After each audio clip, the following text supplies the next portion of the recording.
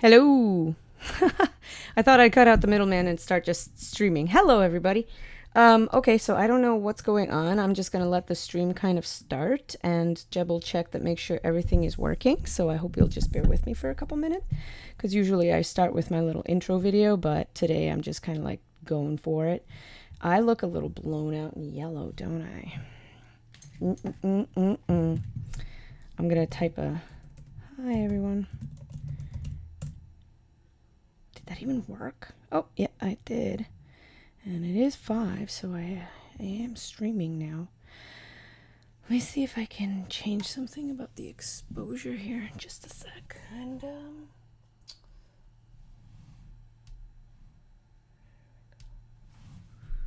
I don't look as... Did I just make it worse? I don't even know if I did anything. Looks blown out AF. Did that do anything? Okay, I'm gonna have to investigate this later, guys. Okay, I hope this is reading sound. Oh, hi, Nikki! Yay! Does it look okay? Or do I look like blown out? I don't know. All right, okay. So this stream is basically to recap how the Boston 48-hour film project went. So, welcome. Yeah, I feel like I streamed like a year ago, but it was really only last week when I was actually still prepping for the 48. But now the 48 has happened and I still feel like it's Thursday and I still feel like I'm not 100% back to what I was doing beforehand. Like just catching my breath after all of that was a lot. I had a great time. I thought I'd talk about the process and then also talk about how it went for us also. Pale but cute. Okay, I'll take it. Let's see. Yeah, it is weird, huh? I don't know. Let me check. Let me mess around with some lights here. Because maybe I don't need these. Is that better? Maybe I don't need them. Maybe it's overkill. There. A little orange. There. How about that? Now I don't look like a vampire. Like a yellow sun-stroked vampire. I'll figure out, because I was actually using this camera for prep for the 48, and so I messed with the settings, and Cheyenne and I were tinkering to see what camera settings we wanted to use for the 48, and we were originally going to use this camera, but then we changed our minds and went with the Blackmagic instead.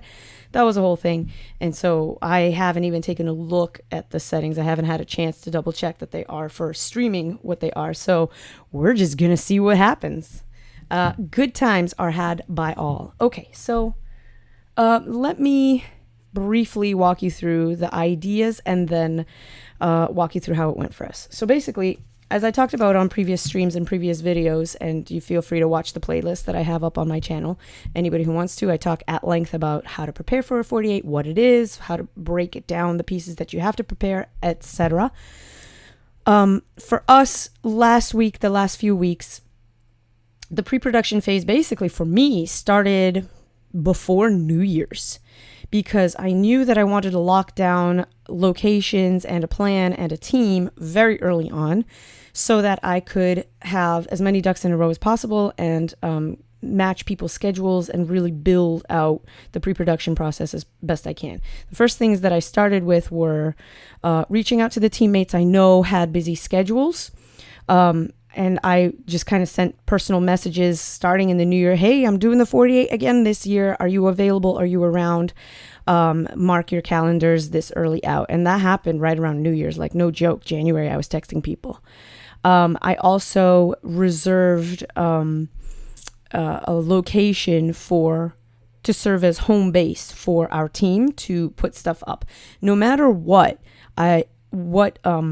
category we had, I wanted to make sure that we had a home base location where the cast and crew could eat, rest, put their stuff down, and where we could all meet as a team and strategize. And if we weren't going to be shooting there, like if it was a category like road trip or Western that demanded that we go outside, I at least wanted to make sure that we had that home base locked down so that we could meet there, forge a plan, go out and do what we needed to do if all else failed. And if not, then that's where we were going to shoot.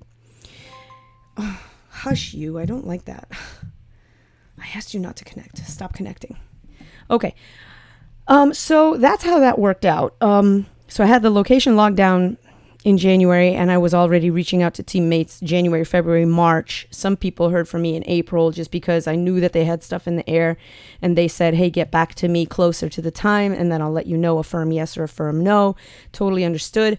And then last minute, some people were like, oh, hey, what about this person who, never tried this before? And I was like, yep, bring them. Let's go. And then we were in the home stretch, and I was starting to really think about categories and really strategize. All right, specific to my team, specific to my location, specific to my resources, what do I do if? And I just went through all those categories and had a rough idea of what I would do. If it was a spy category, what could I leverage? Like, how many people had language skills? How many people had, like, I don't know, everything, breaking down from everything from the skill sets of the actors to the equipment that I had that could get me XYZ cool shot to like who had leather jackets on hand.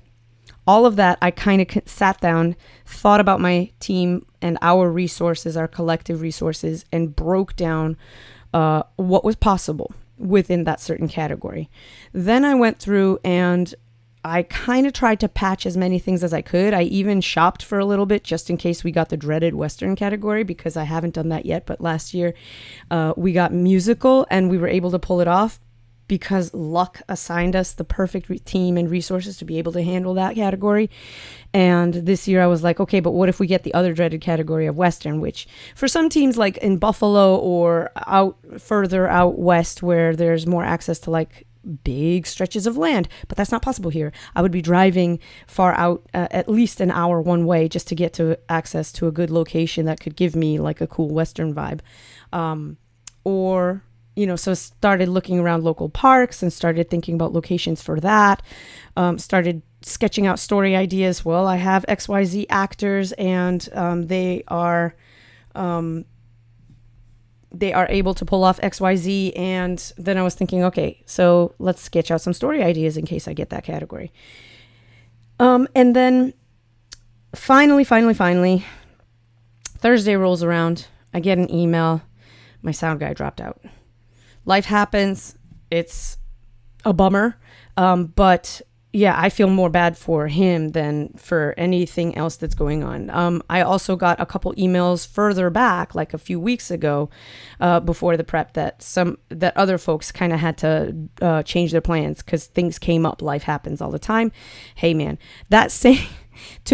about a month and a half ago, I actually found out that my 25-year reunion was happening on the same weekend, and I had to make a pretty tough choice because I was like, I'm one of those people that likes the people that I went to high school with, and I wanted to go and I wanted to hang out with some friends I haven't seen in a long time, and this was like a genuine reunion for my type. Like, I was the target audience for a reunion, and I was like, oh, I can't go. I'm running a team through this competition, and it means a lot to me.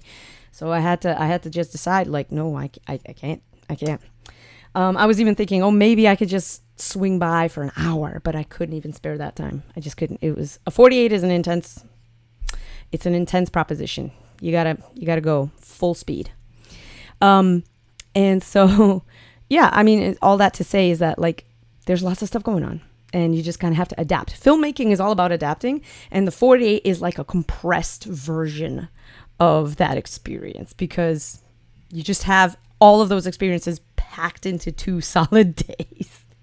And then Friday morning, I got a text message from my editor, and I was planning all of this stuff based on the fact that there would be an editor on set who can swap drives, organize footage, label footage, and start to put things on a timeline. All of those things take time that would be saved if the editor was on time on the set with us, doing that at the same time that we were actually recording and filming.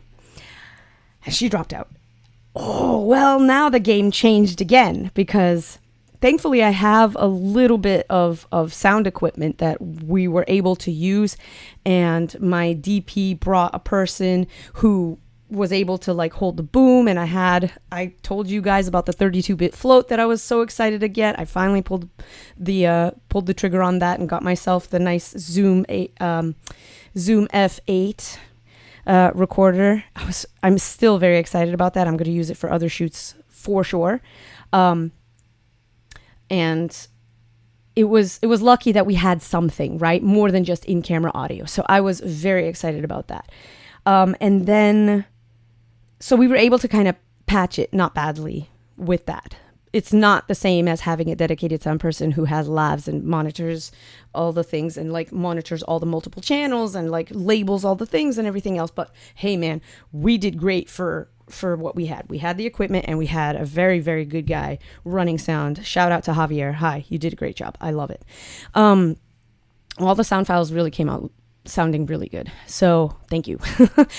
Oh, for heaven's sake. So what else happened? So then Friday night rolls around and we're ready. We have our team locked down. The location, people are starting to arrive. My DP, Cheyenne, hi Cheyenne. She came to hang out with me on the Friday night. She was with me for the kickoff and we got our category together. And then I immediately texted the team before we even had the other elements there. I was already emailing people to let them know what we had, and we got so lucky because we pulled dark comedy. I love comedy, and to make it a funny comedy about like a little bit of graveyard humor, a little bit of grim humor, was just so ready. Because one of the cooked ideas that I had was, how cool would it be to have kind of an easy filming situation where you have lots of people in a room. And I say easy in air quotes because anybody who's filmed like a dinner scene knows that you need a ton of coverage. This eye line, that eye line, this person is doing this way, this person turns this way, then this line happens and they turn this way. The struggle is real, y'all. In order to capture all of that, you really do need a lot of coverage. And so I'm not undervaluing the fact that staying in one room with multiple actors still is a lot of work. But it is better than running around outside and shooting multiple scenes in multiple locations, also with lots of coverage. So I'll take the win. And one of the ideas that I had already cooked up was, what if these people are all hanging out at a wake?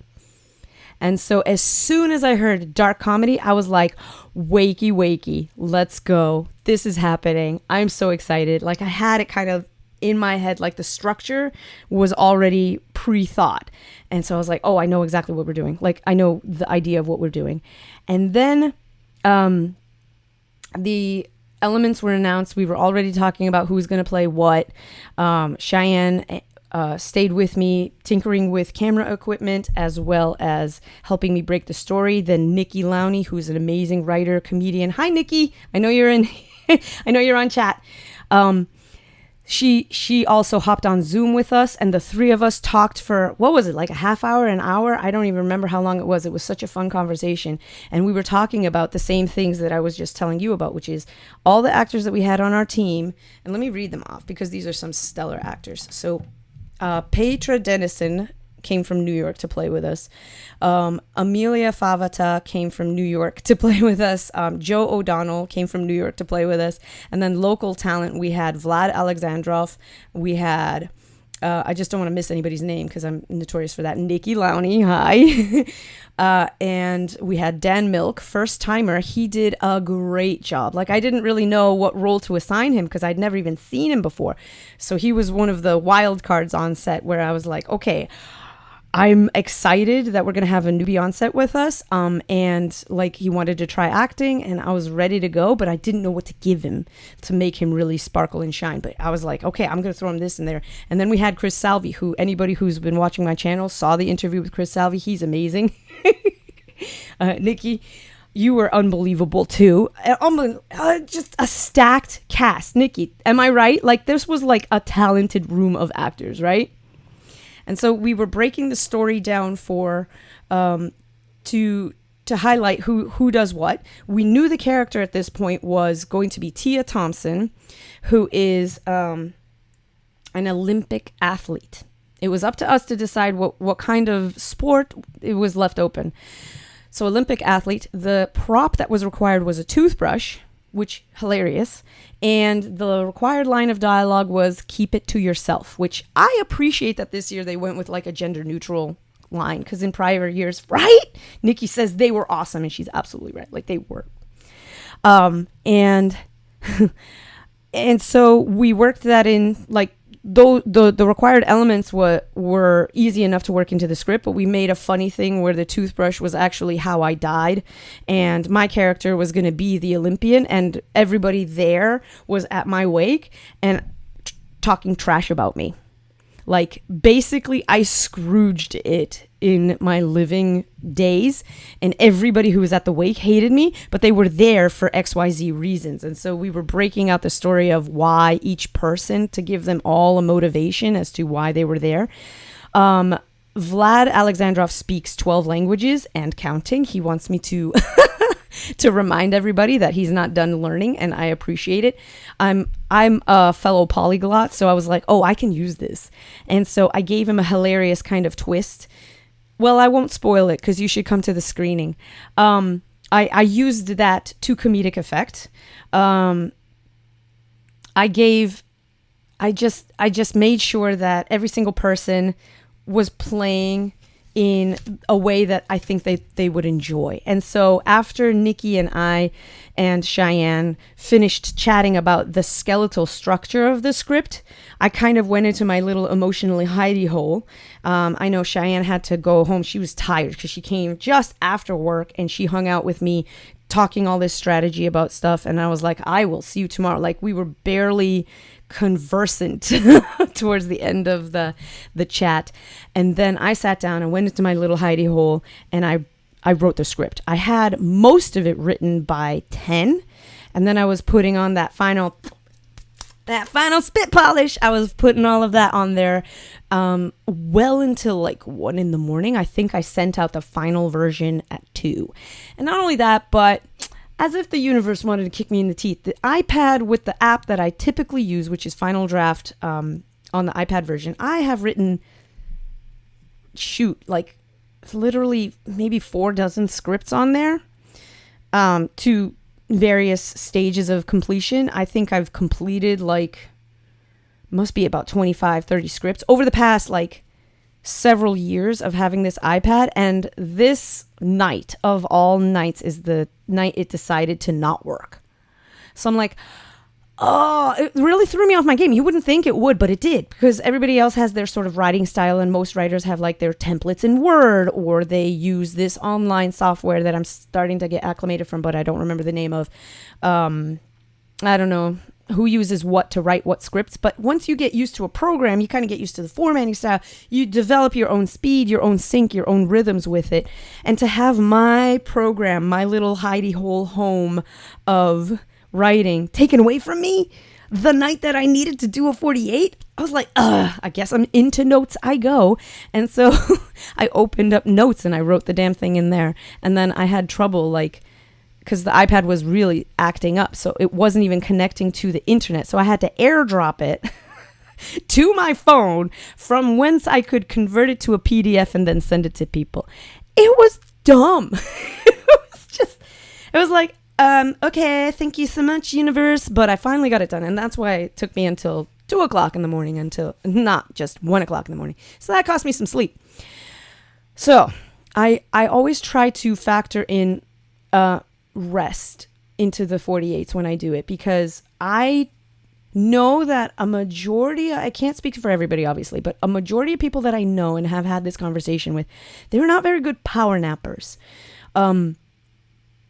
They a lot of folks just want to get out there and go do the thing, and when it's time to wait, they wait awake.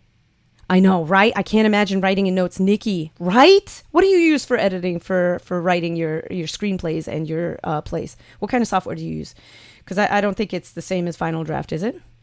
Let me know. But yeah, so I'm a good power napper is basically it. If you've seen anything, what's her name? Mayim Bialik. Blossom. Haha. She's a good power napper, and I was like, oh, I feel that too, but it kind of I don't know. I was just watching a YouTube video somewhere out there, and she mentioned that she's a good power napper. And I was like, yes, I mastered the skill in college because I would be in between classes and I would just literally like find a couch in a common room or something and just literally lie my head down for 15 minutes for a quick recharge, just to both break up the day, but also like give my mind a little bit of a shutdown period so that it can reboot fresh for whatever came next in my day. And I remember I had to master that skill. So I can literally just shove all the thoughts out. I tell myself, whatever problem you've got baking in your head, it is a tomorrow problem. That is a later problem. You will deal with it in a few minutes. And I'm able to find the peace that most people need in order to actually just relax and go into a nice restorative sleep. And of course, it's like her Final Draft on Mac. Oh, you know what? I should bite the bullet and take and just buy it. Because the annoying thing about Final Draft is that you have to have, like, if you're using iOS, like you pay for iOS version, but if you want to use it also on a Mac, you have to pay for another separate version of the program. And I'm like, but it's the same program.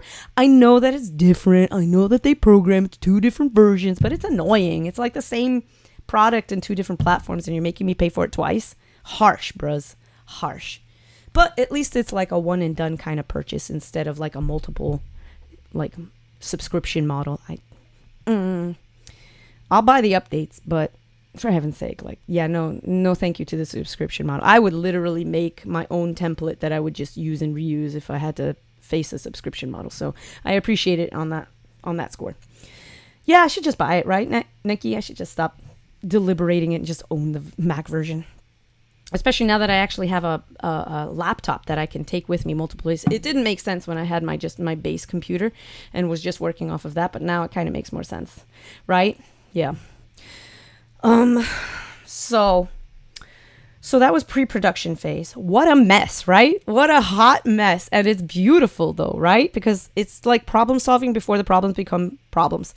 Also, I bought I was really afraid that we were going to get the Western. So I literally shopped thinking, okay, guessing people's sizes, buying multiple, costumes for things. And I was just laughing because I was like, okay, I don't know how many Western style dresses I'm going to need, or like this coffee pot that looks like it could belong on a campfire in the 1800s on the Oregon Trail. Let's go. So I bought a few things like that, just thinking, all right, maybe I can take my cast on a Western adventure around a campfire. And I was like, where could I safely set a fire? Like a campfire. Strategies. Anyway, okay. So we had our comedy. We had our script, and Saturday morning rolls around. Everything is smooth as molasses. I had already ordered the food. Like, I didn't even tell you about that. But I basically, like, I swear to God. Okay. I ordered the food to arrive for, again, home base, to be able to feed the cast and crew. I tried to keep it healthy. I always do. I am very much a fan of clean eating, and I just made sure that ahead of time, one of the emails, like, and this is what Jason and Ashley helped me with, is collecting paperwork ahead of time as much as possible and collecting people's dietary restrictions ahead of time, so that I was able to just shop on Friday, stock that fridge when we had it, and just not worry about it. And so for that, like, feeding cast and crew, especially on a volunteer project like this, is essential, and I really try to take care. So I know, my God, right? Although I would love, Nikki says, so glad we didn't get Western. Amen. But maybe we should do one anyway, just for fun, but like plan it, because I think we could do a really good job. And yeah, we should talk later, Nikki. I have ideas, and we could do a comedy Western. I love comedies so much. Anyway, so that's geeking out about that. But yes.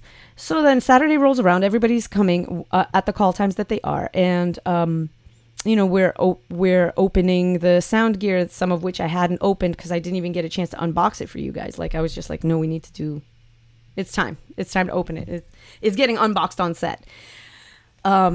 I already had wiped the cards. I already made sure that I had the data cards ready to go, made sure SD cards ready to go. And with multiple different cameras and multiple different lenses, Cheyenne and I were kind of vacillating back and forth, even on the morning of shooting time, before the cast started to arrive, of what we were going to shoot on. I was thinking of this with my multiple series of lenses that I have for this camera, the Sony A7C. And also I had Blackmagic with a box of Rokinons, but also I had this starter lens, which if anybody saw Plasties, I filmed all of that on a Lumix variable lens, 14 to 140. And it's not the best quality lens, but when you slap a little Pro Mist filter, which I had just gotten earlier that week, it actually looked really, really nice. And so we just decided to do that. I even bought some adapters, but Cheyenne was kind of like, forget it. So she kind of like taped. she used gaff tape on the outside of the lens and to do the poor man's adapter, which I found hilarious, but also it worked like a charm. So definitely a way you can go, and it brings the lens closer too, so that like the multiple layers of adapter, you don't have it jutting out as far from the lens, which actually I can understand too. Yeehaw. Yup. Oh my god, I have ideas, Nikki. Okay. So yeah, so I mean, if anybody's practicing with DPs, with DP lenses and just trying to be a DP, then you probably already know this. But for those of you that don't, the further away you have glass, like any sort of filter away from your actual lens, it can actually, like if it's close like this, then it's a lot less likely to like bounce light in between and cause flares in your shot. If that's what you're going for, good on you. You know how to do it now. But the further it is away, it's more likely to cause that kind of interference because of the reflections going back and forth between the front of your actual lens and the inside of your whatever filter you're using, be it polarizer or, well, probably not a polarizer, but you understand, like polarizer ND filter or the Pro Mist filter, which is what I wanted to use because I wanted a nice kind of soft ethereal feel for the actual piece. It made sense, and I just did regular 16:9. So aspect ratio. So right. So once we had figured it out, and she liked the idea of using the Cheyenne liked the Blackmagic better, the way it looks better, the way it has a better color profile. And then she's like, are we shooting in RAW? And I was like, I don't have time to edit RAW. I don't. And it's so massive. The file sizes were great. So we compromised on the ProRes, the ProRes 422. If anybody knows what that is, it's, I'm sorry, I'm sort of flubbing my words. I think it's just an S-Log profile. Whatever. So you can color it, but you can't do as much with it as you can with RAW. But if you slap a lot on it, it'll look pretty good. And because we had such nice colors on set and the contrast on set and the lighting on set, there wasn't a lot to do in post, thankfully, right? So we start shooting with this awesome script. Everybody starts to arrive. Hey, how are you? Let's get this started. Where do you want to start? Let's start with the wide so that we have everything.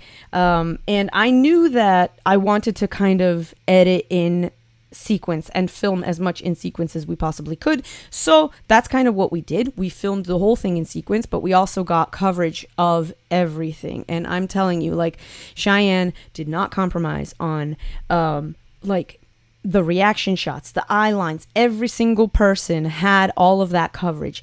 I'm telling you, I had 3 hours of footage. Like, we used our time to such great effect to make sure that everybody's eye lines, reactions, and line deliveries were covered multiple times. And to make sure that we had the entire script covered back like 10 ways from Sunday. It was awesome. People enjoyed the script that we all broke and that, everybody had in front of them. I'm very happy about that because I wanted to highlight the comedy aspect of the dark comedy. Swear to God.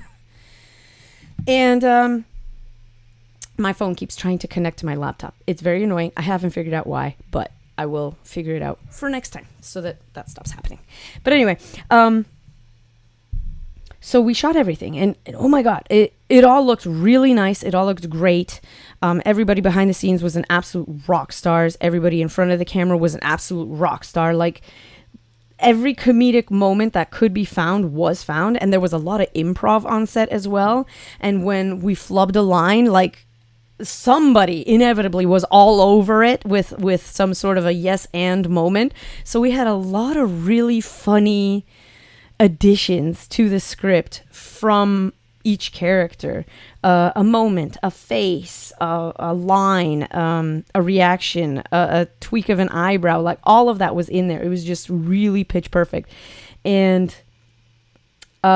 we all supported each other on set too. I'm really proud of, like, some folks were there for the first time ever, and some folks knew each other from beforehand, and everybody was really bright and supportive to everybody else. And I love that vibe on set. We were genuinely just playing, and it felt so natural and fun. And I'm telling you, we started shooting, I think we started the first take around 8 in the morning, and we had everything wrapped by 6. We had everybody out the door, highs, buys, everything wrapped by 6. That's pretty great for a 48. And then I had the post-production phase. The post-production phase was me panicking about how the heck I was going to edit all of what I had in time to submit it by the next day. I, in sum total, had about, 24 hours, because we wrapped on 6, and I wanted to make sure that I had something exported and submitted by at least like 6:30 that next day. There were a lot of balls in the air. So the first thing I attacked was at least sorting the footage. That is such a crucial step before you even build your, and I'm talking about editing now. Before you even build your first timeline, you have to sort your footage, or it will make your life miserable. I will never forget one of the first projects that I ever edited in collaboration with another editor who was also relatively new to the thing. And we just left the A00 underscore date stamp underscore timestamp denotation on all the shots. What a disaster. What was I thinking? Like, you have to organize all of it beforehand. So thankfully, the first frame of every shot was the slate. We had some hiccups on set, but everybody handled it like a champ. So the slate was swapped out. The tripod that we had, which was working up until that day, wasn't working anymore. So somebody drove out to get another tripod that was more stable, because my little one couldn't handle the slider for some of the shots that we wanted to do. So we needed a good solid tripod. And so we Cheyenne sent, I think it was Ashley that drove all the way to somewhere to go get one. It magically appeared. That's all I know. I was on set. And so then I had all of this amazing footage. Sorry, I'm bouncing back and forth, but I'm so excited about how it all went. And it's just my brain is sludge still now from so much that happened.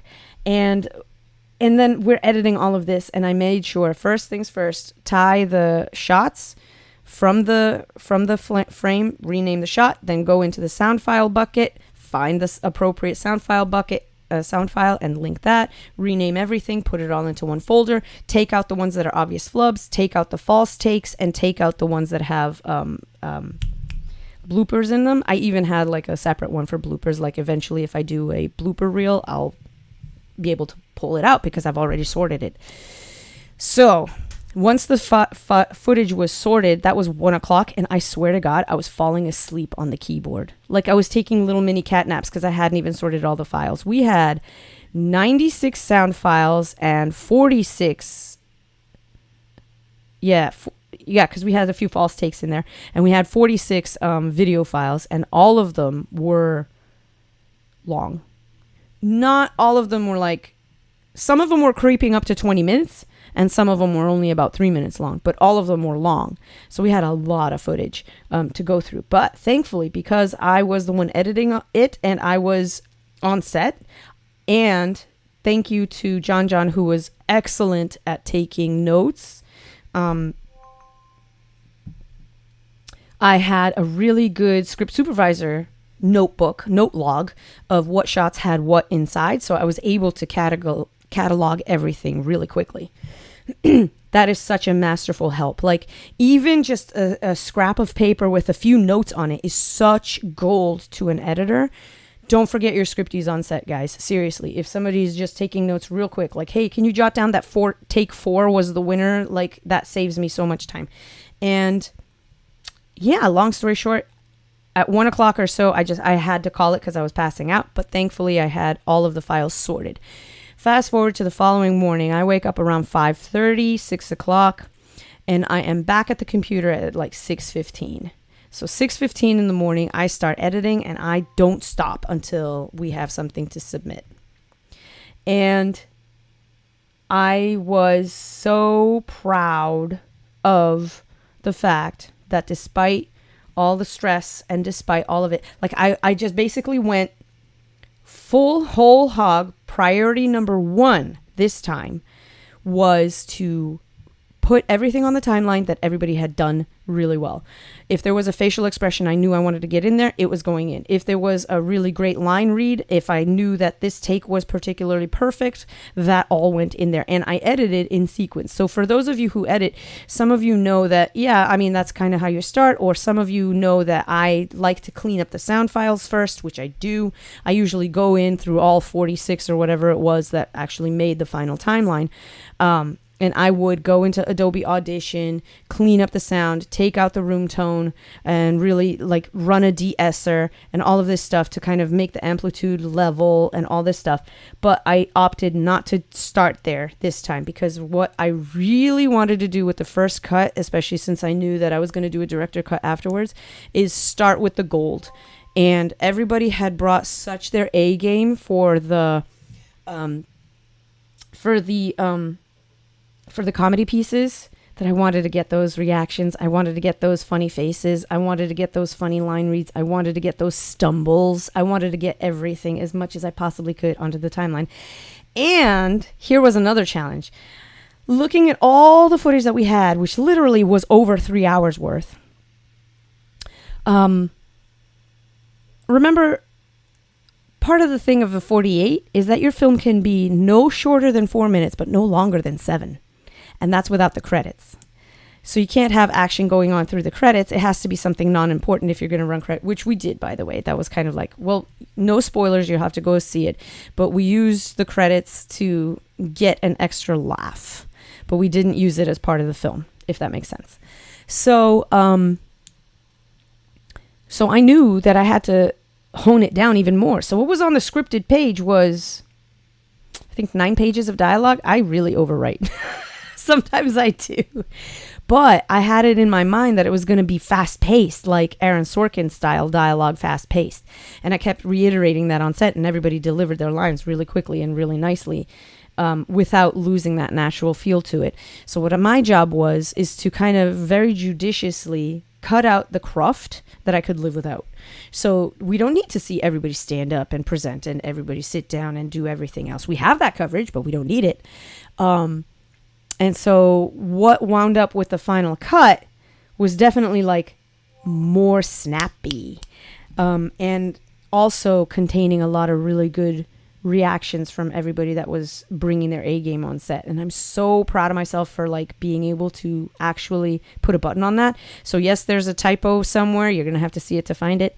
Yes, there's like 2 or 3 people whose name, I can't believe I did this, but I literally was slamming on the keyboard to get the credits out before I had to run the export, leave enough time for it to finish rendering, and then run it up to the place where I had good internet to be able to submit it on time. So stuff got missed, but that's what the director's cut is for. I love this film. I love this project. I love the team. I love the experience. I love everything that we did, and I'm really proud of what we made. So anybody who wants to, we're gonna have an in-person, but also on Zoom, there's gonna be a virtual screening of Wakey Wakey. We're on Group B, screening at 9 p.m. on May 13th, which is Monday. That's our screening. And then we'll see what happens from there. Maybe we'll get an audience award. Maybe. Is it going to win? Probably not. I didn't finish the colors, and some of the sound is not perfect. And I know that other teams who had like editors on set, or who had like somebody like, I don't know, like doing colors as like an editing team, probably are able to bang it out much better. Like I barely got some graphics up, but we did great, and I'm really proud of what we did. So y'all should come and see it. Goodness me. Oh, and I didn't even tell you, after the submission process, there's another post-production phase, because after we submitted, I wasn't done. Me as team leader, I don't know if you know all of this, but if you've ever run a team through the 48, you know, and if you don't, If you haven't, then you should know there's paperwork involved, a lot of it. And so we had collected some of the paperwork ahead of time. Thank you to everybody who submitted ahead of time. And then some of it we had to get on set, especially since some folks showed up very much last minute.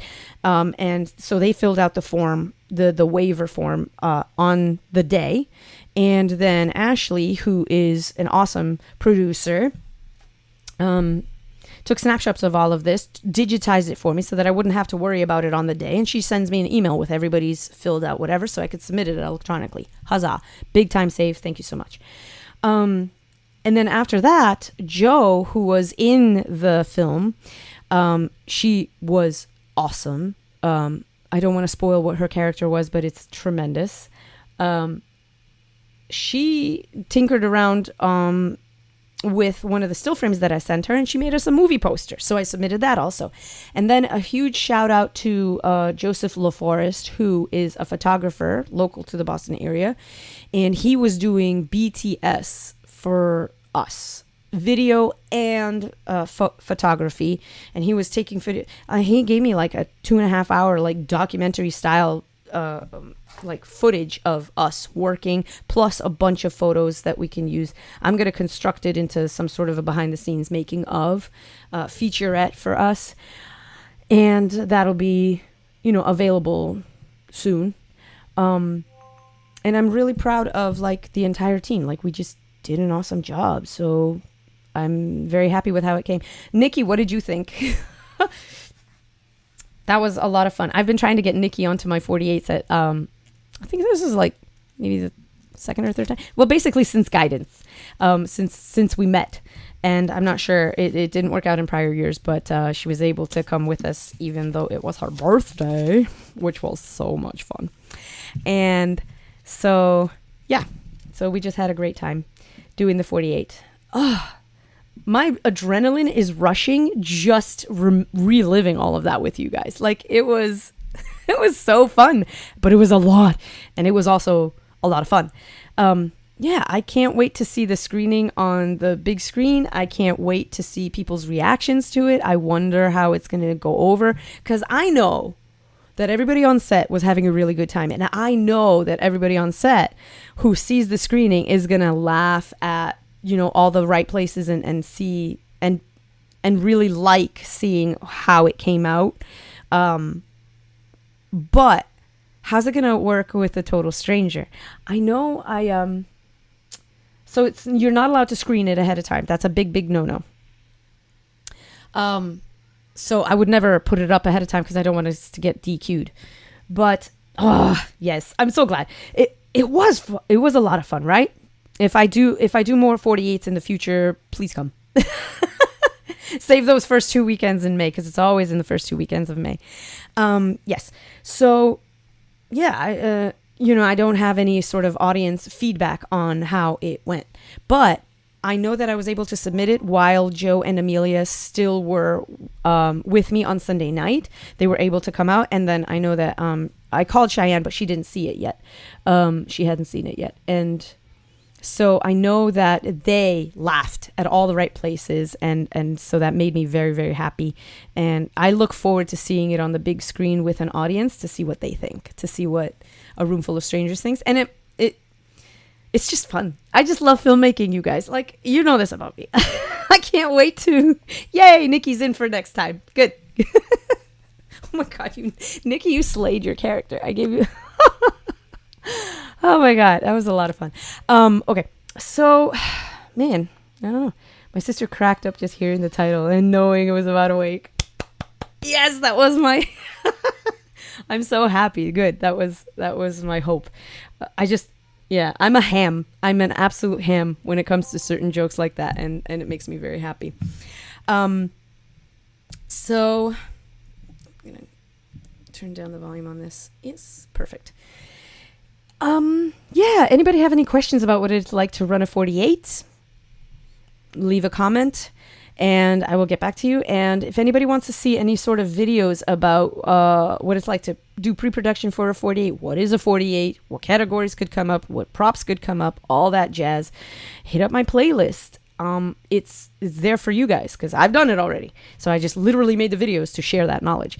So yeah, I don't know. I'm really looking forward to it. And the comments are the comments will have a link to the screenings.